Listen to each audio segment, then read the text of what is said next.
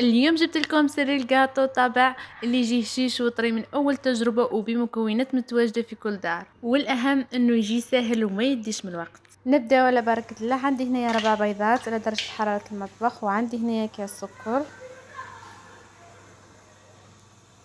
وهنايا استعملت الباتور باش يذوب لي السكر بالخف. انتما تقدروا تخدموا بيديكم.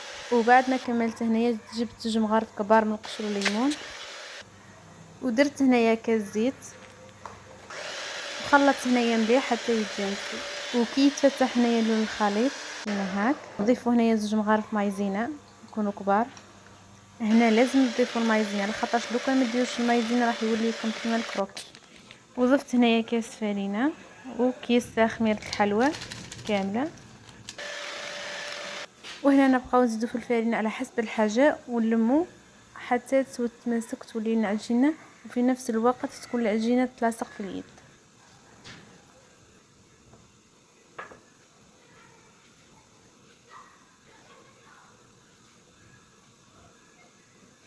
وهنا كملت. شوفوا هنا كيفاش تلاصق في يدي. كي تكملوا ديروها في ساشي، لازم تخلوا ما يضربهاش الريح وتنشف وتروحوا تخدموا بها مباشره.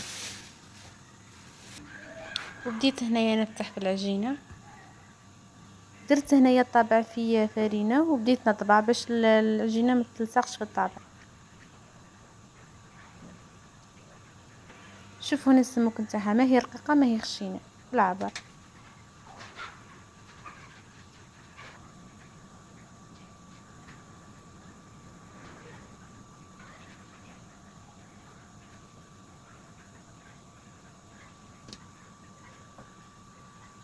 وكملت طبعت كامل الحبات.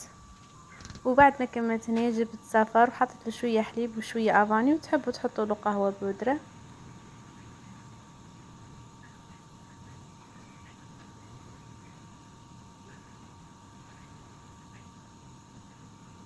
وحطيت له هنا شويه من الحلوى ملونه. وكما كملت هنايا درتهم في الكوشه على 170 درجه وحطيتهم في النص. وهذه كانت النتيجة، جاي يذوب في الفم، سهل واقتصادي. وإذا عجبكم الفيديو بارطاجوا مع صحاباتكم وديروا لي جيم وديروا لي اشتراك في القناة، وقولوا لي في التعليقات كش راكم حابين تجربوا وصفة، اكتبوها لي في التعليقات نديرها معكم. باي باي.